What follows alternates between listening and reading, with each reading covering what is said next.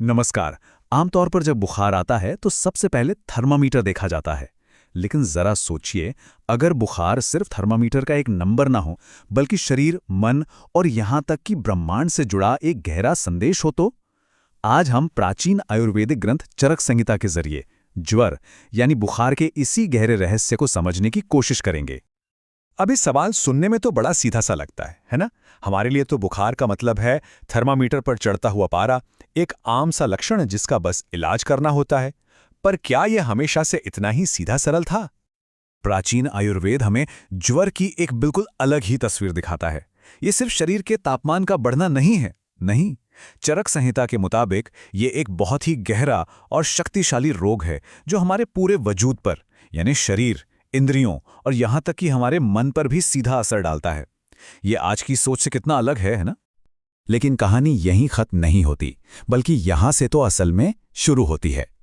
सबसे दिलचस्प बात तो यह है कि प्राचीन भारत में ज्वर को सिर्फ एक बायोलॉजिकल प्रोसेस नहीं माना जाता था। इसकी एक बड़ी ही नाटकीय और पौराणिक कहानी है जो इसे एक मामूली बीमारी से उठाकर एक ब्रह्मांडीय घटना बना देती है। तो ये कहानी शुरू होती है त्रेता युग से।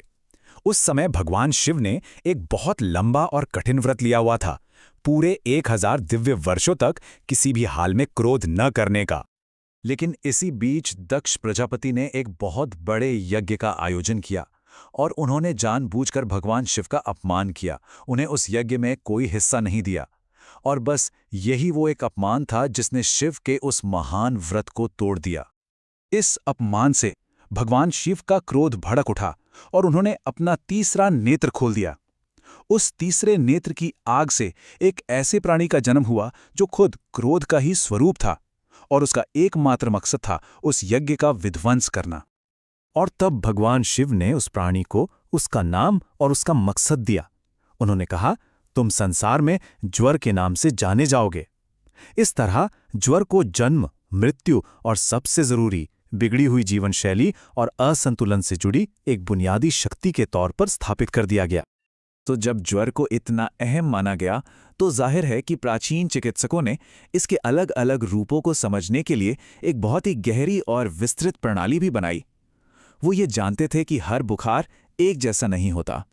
इस समझ की शुरुआत होती है ज्वर के दो मुख्य प्रकारों से। पहला, अंतर्वेग ज्वर, यानी वो जिसका असर शरीर के अंदर गहराई में होता है, और दूसरा, बहिर्वेग ज्वर, जिसके लक्षण बाहर यानी हमारे शरीर की सतह पर दिखाई देते हैं। चलिए इस टेबल पर एक नज़र डालते हैं।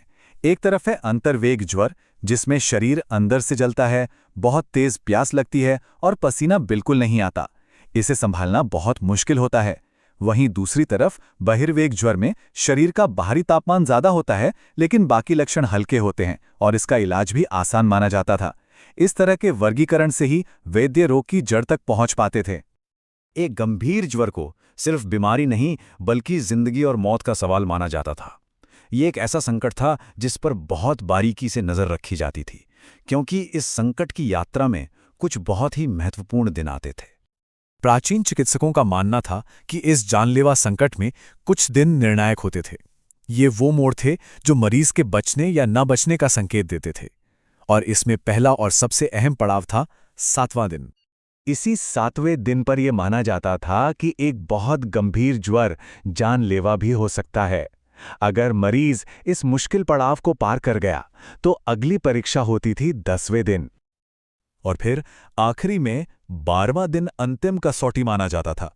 सोचिए, ये सिर्फ गिनती के दिन नहीं थे, ये बीमारी की गंभीरता और मरीज की हालत को मापने का एक पूरा पैमाना थे। तो ये तो हुई ज्वर की गंभीरता की बात। अब जरा ये समझते हैं कि ज्वर की प्रगति को कैसे देखा जाता था। इसे एक ठहरी हुई हालत नहीं बल्कि एक चलती हुई प्रक्रिया की तरह देखा जाता था, जिसके अपने अलग अलग चरण होते थे। इसका पहला चरण है आम ज्वर, यानी कच्ची अवस्था, जिसमें शरीर में भारीपन लगता है, भूख मर जाती है। दूसरा है पच्यमान ज्वर, यानी पकने की अवस्था, जिसमें तेज बुखार होता है और शरीर अपने अंदर की अशुद्धियों को बाहर निकालना शुरू कर देता है। और तीसरा निराम ज्वर, जब शरीर शुद्ध हो जाता है, भूख लौट आती है और बुखार कम होने लगता है। और ये आमतौर पे 8वें दिन होता था। तो फिर इलाज का मकसद क्या था? मकसद सिर्फ थर्मामीटर का पारा नीचे लाना नहीं था, नहीं। असली मकसद था शरीर को इन सभी चरणों से सही सलामत निकालकर उसके कुदरती संतुलन को वापस लाना। और इसकी शुरुआत होती थी सबसे पहली और मुख्य चिकित्सा से, लंघन यानी उपवास। लेकिन इसका मतलब भूखे रहना नहीं था। इसका मकसद था शरीर के पाचन तंत्र यानी उसकी अग्नि को आराम देना, ताकि वो फिर से मजबूत हो सके और शरीर खुद को अंदर से ठीक कर पाए। और ये स्लाइड तो वाकई कमाल की है।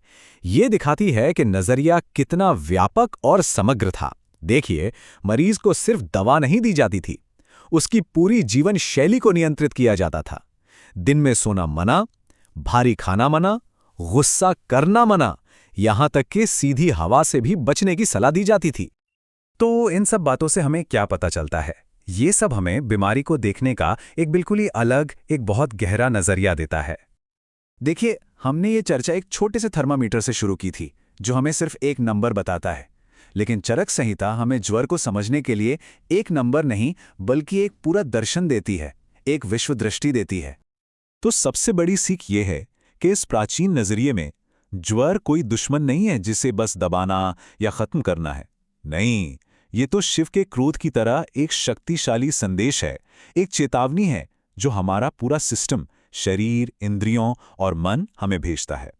ये बताता है कि कहीं कुछ असंतुलित हो गया है। और ये हमें एक बहुत गहरे सवाल पर लाकर छोड़ देता है।